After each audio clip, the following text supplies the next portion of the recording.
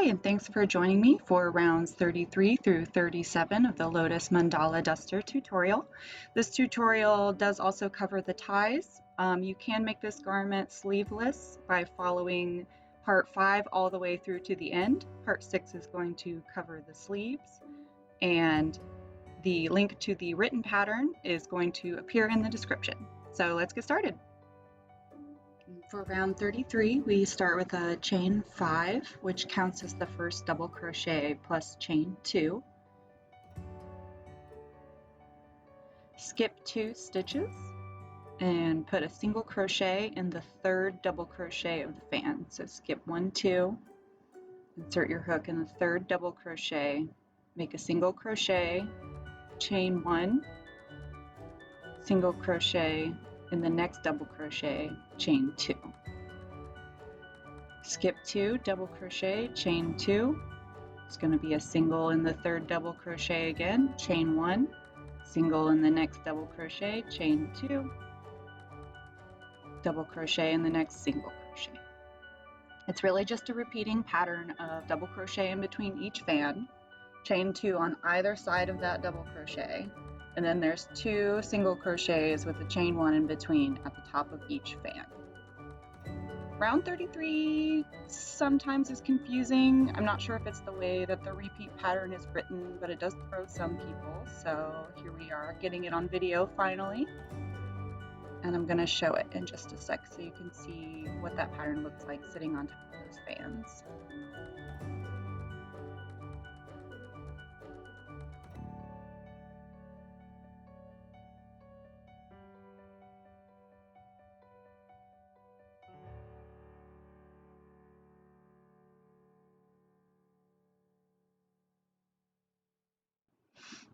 Here's our round 33 so far. I didn't do it for this piece, but I like to make round 32, the fans, a different color. Sometimes helps them stand out in the pattern. So we're gonna fast forward to the end of round 33. So you can see how we're joining this up. We've got our chain 2. We'll double crochet in that final single crochet between fans after I adjust this thing. Okay, so work a double crochet, chain 2, single crochet in the top of that last fan, chain 1, single crochet again, and we're going to join with the half double crochet in the third chain of that beginning chain. So count 3 chains up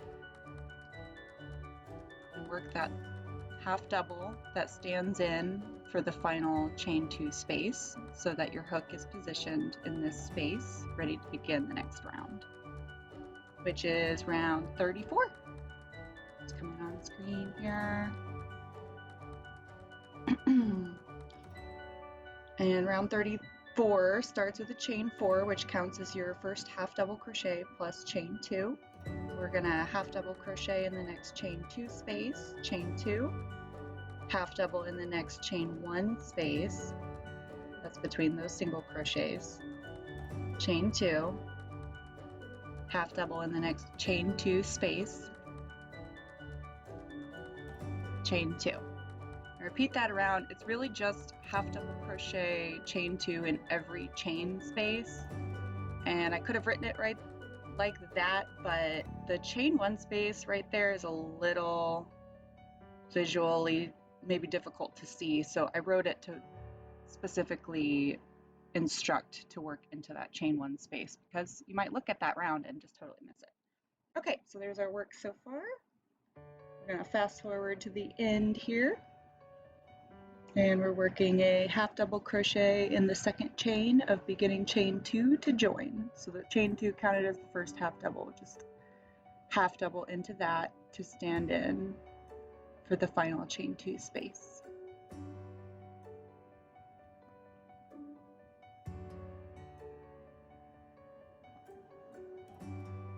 And there's round 34. Now for round 35, I'm just going to chain off to secure my stitches. For round 35, it instructs you to work the top half only. That is the half of the garment with the armholes, and that will eventually have the sleeves if you're adding them. Here we are, we can see the armholes. This is the top half. And if you are working the written pattern with a specific size where the stitch counts are included, you don't have to mark off your top half. You don't even have to turn to work that top half. That's already figured for you in the pattern. If you've made adjustments like I have here on this one, you will need to figure out how many stitches comprise your top half. It's not that hard. I just locate the center stitch of the portion of stitches between the armholes, and then I just kind of follow that upward toward the collar and pick one of these shells from round 32. I think it's 32. And I just mark that with a stitch marker to mark the center of the collar, which is the center of the top half. It's not exact. It doesn't need to be 100% on center. I think this one is actually a little bit off, but it's fine. As long as it marks the collar and it just generally falls in the center of your back or neck area when you try it on. That's perfectly centered enough. So following that, go back to where I ended my last round, and this is the beginning of the top half. So to figure out how much, I'm going to count the shell repeats. So that means I don't have to count every single stitch because that's counting like hundreds of stitches. I just count the shell repeats to see how many are between the beginning of my top half rows and the middle marked shell on the collar. So that's the first part of my top half. So the second part of my top half is going to be the same number of shells between the middle collar stitch, counting toward the other side. I don't remember how many shells I had, but I'm counting out the same number, and I'm just going to mark off the point that is the same number of shells away from that center collar shell as the beginning of the round. Hopefully that makes sense. Like I said, if you're working one of the pre-written sizes, you don't need to figure any of that because it's already written and numbered out for you in the instructions. So starting back at the beginning of my top half, which is now marked out for me, I'm going to start round 35.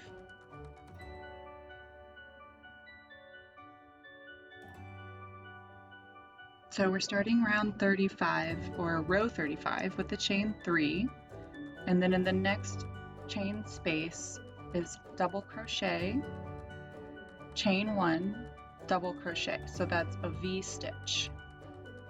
And we're going to repeat the V stitch in every chain 2 space across that top half. Again, those however many repeats is at the bottom if you're working from the small or the large pattern. So we're just going to speed it up as we go across working those V stitches.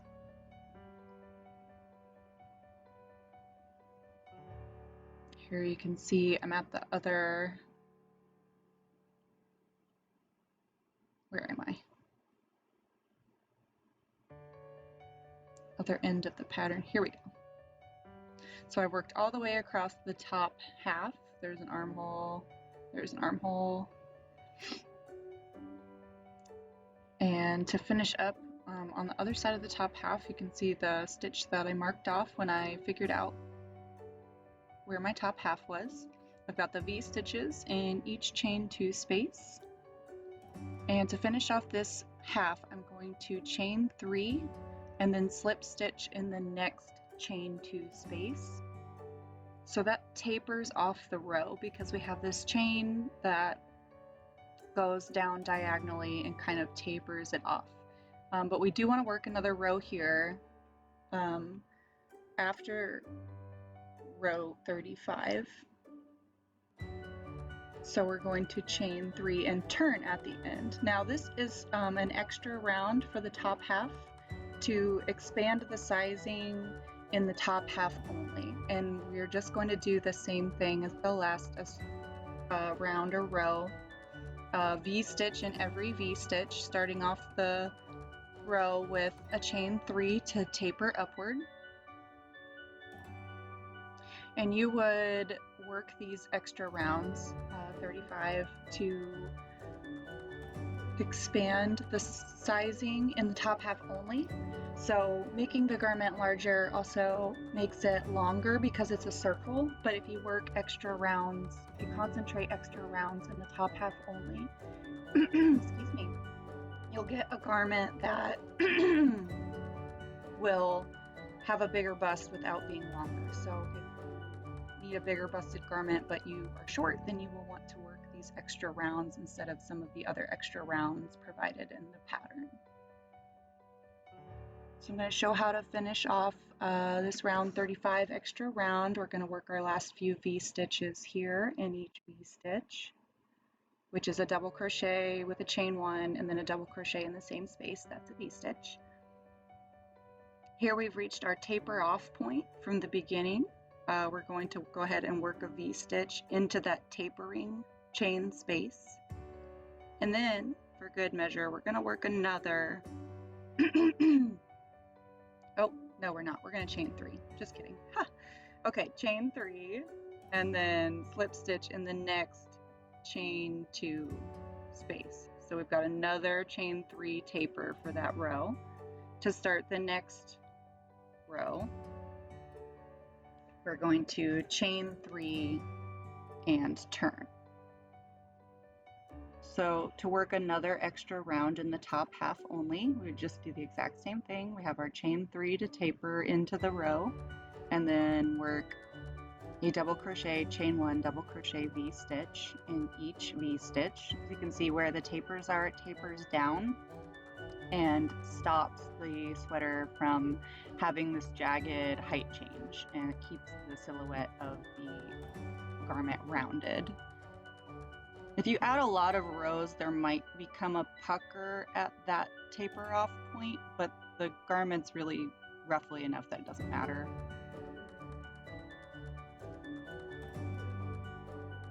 So as you can see, I've got my extra rounds, or my extra rows here. I've got their tapering off. I can continue this taper at the other end. I'm going to work a few more stitches here. Here we are at the other end. And the finishing strategy for these extra rows, once we've got a couple chain spaces in the same place that we've tapered off a couple times, see, you don't want to keep tapering off here because that will exaggerate the height change. So we're going to go ahead and work a double crochet, chain 1, double crochet V-stitch into that tapering chain this time. And now, for good measure, we're going to work a double crochet, chain 1, double crochet V-stitch in another space to extend the row just a little bit so that your tapers aren't all clustered in the exact same spot. So next time when you come, the taper will be a little bit further down, and that'll help ease this height change from these extra rows that are being added. So anyway, that's how you add extra rows for round 35. That's something people have asked about a lot, so hopefully now that I've got it on video, it's a little bit more understandable. So to finish off this round, we're going to do a chain 3, tapering chain, slip stitch in the next available space, chain 3, and turn. And again, you can do pretty much as many rounds of this one as you want to expand the size. Just keep repeating the same strategy. Chain 3 to start, taper into the next V-stitch, work V-stitches in each V-stitch. No, I'm not going to do another row of V-stitches though. I'm just doing this as a demonstration.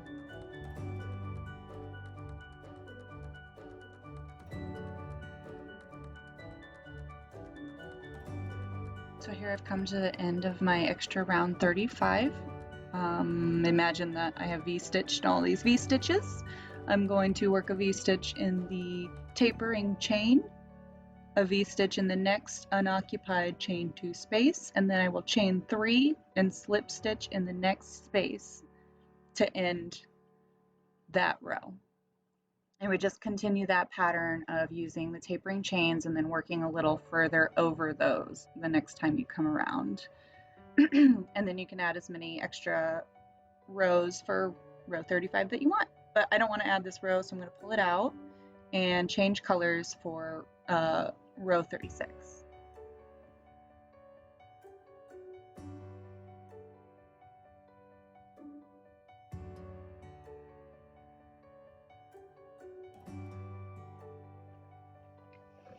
Okay, for round 36, you can see I've got my new color attached here. I just attached it at the same place where I made the slip stitch to end the last round, and then I'm going to chain 3 and turn, but we've already had that in the instructions. So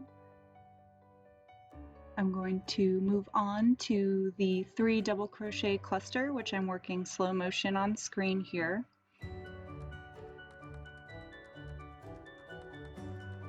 We have 2 chains in between each cluster. I'm going to speed it up. You can see we are yarning over, drawing up a loop, and then drawing through a loop 3 times. Each time you will leave 1 loop on the hook, and at the end you will draw through all of the loops on the hook. It's just like the 4 double crochet clusters at the very beginning of the pattern, but just with 3 double crochets instead of 4. And 2 chains in between. And just do that all the way across the rest of the top half of the duster. I'm going to show you what I've got. It's just a nice little textural break. Here we are at the end, and to end this round, you can see I've done a cluster in every V-stitch, and I've got my chain 2, so I'm going to chain 3, and I'm going to end it by skipping that tapering space and slip stitch in the next half double crochet. It's kind of hard to reach. You can slip stitch in the space too, it doesn't really matter. See, I've got my hook, I'm trying to get it into that half double crochet. There we go. And slip stitch, and that's your taper chain at the end of this row. And you work it the same way no matter how many extra rounds you've got. Just work to the end of the last extra top half row and do that taper chain. And so I'm going to cut and tie off and then get my yarn ready for the last round of the main body of the duster.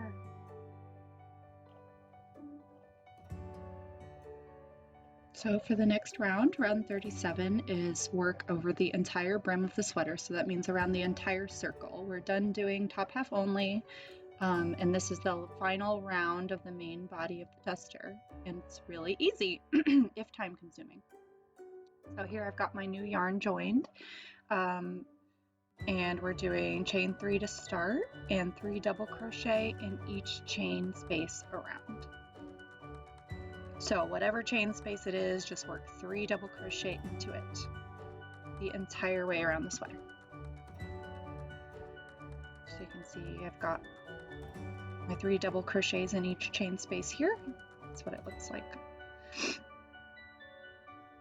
And 3 million years later, because this round takes forever, here to finish up round 37.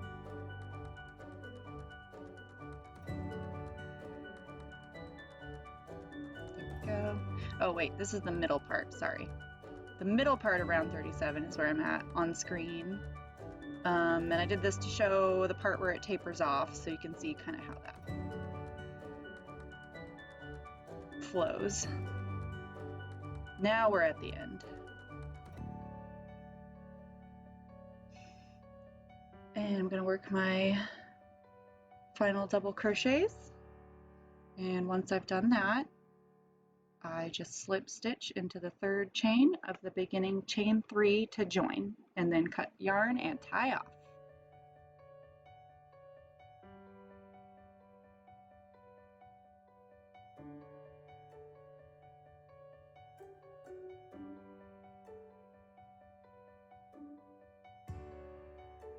And here you can see our top half only portion where we've tapered off. It's a little, it'll maybe ruffle a little bit, but you won't be able to see it because the rest of the sweater is already ruffled so much. Okay, so once the top half or the top part of the sweater, main part of the sweater is done, and I've woven in all of my ends. You don't have to weave in the ends first, but it makes it easier because you won't catch your stitches on all those little threads. So to work the ties, we're gonna lay a base of slip stitching along round 32. So the shells are where I normally put the ties on a regular duster sweater. They just make a really easy part of that pattern to attach ties to because it's not really open work, but I like to lay this round of slip stitching around the top half to give it a sturdy basis to attach to. So to do that, I'm just slip stitching from the back. I'm working a slip stitch into each double crochet stitch in those shells. I normally will work this slip stitching all the way over all the shells in the top half. Actually, for this sweater, I'm only going to do it a portion of the way because I'm making this video and I'm trying to hurry it up.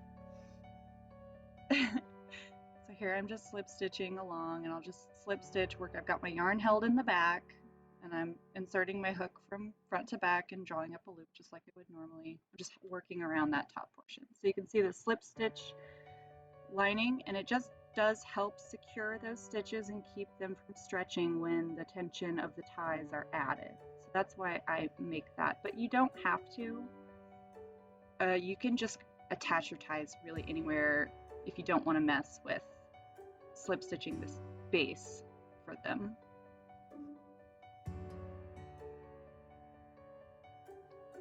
So for the ties, if you've worked these extra rows 35.1, 0.2, anything up there to extend the bust area or the top half area of your sweater, you're not going to want to attach your ties to those shells because that's going to take away all of the extra room you created. So you'll need your ties to be above the extra rounds that form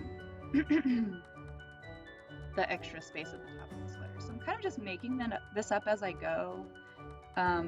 You can do a slip stitch mounting, excuse me, mounting base really anywhere you choose as long as you can get your stitches in there. So I'm kind of doing it into these double crochet clusters. There's a little bit of a gap between them, so I'm chaining one in between and then working 2 slip stitches into stitches and chains.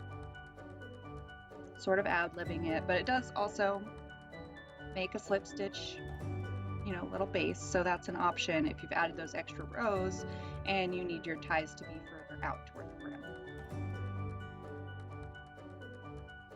And for the ties themselves, we're going to cut these long strands of thread, a long strand looped over, so we're doubled up at the end. I did about, I think I grabbed 5 here, and we're just going to, off camera, insert those, okay, into the stitches. Here, this is better, coming on camera.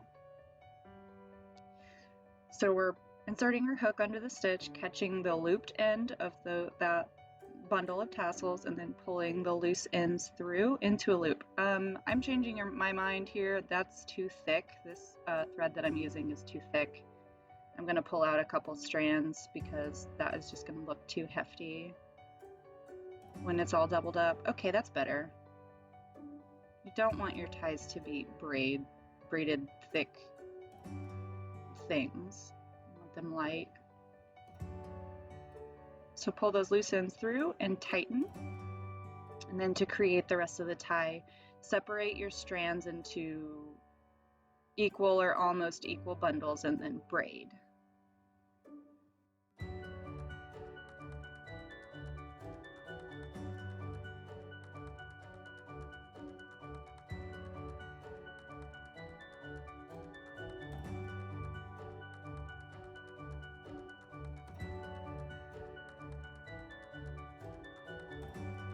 So here I am, I've got my shells marked off, I've got my tie base slip stitched in. So I'm just going to insert my hook under one of those slip stitches in whatever shell I've decided to put the tie in. Do the same thing, loop the doubled end through and then catch the loose ends through that loop. You have this little tassel that you can then braid. And I'm doing mine 2 to 3 shells apart, so there's 3 shells in between the one I just made and the one I'm going to make. I like to do 3 ties on each side, 3 or 4 shells apart, but I definitely recommend trying it on and attaching the ties and tying the garment before you braid, because it's just best to make sure everything's lined up properly. I've done some braids where I got to the end and I didn't check and it was just so wonky. You know, crochet leans and things are frilly and ruffle around, and so it can be deceptive. So count twice, try it on more than once before you finish all your braids. So you don't end up like me with weirdo ties. Here we go again, I'm doing the ties on the other side. And once you braid, you can just take one of the loose strands and knot it around the loose ends and tie it off. They usually stay pretty secure that way.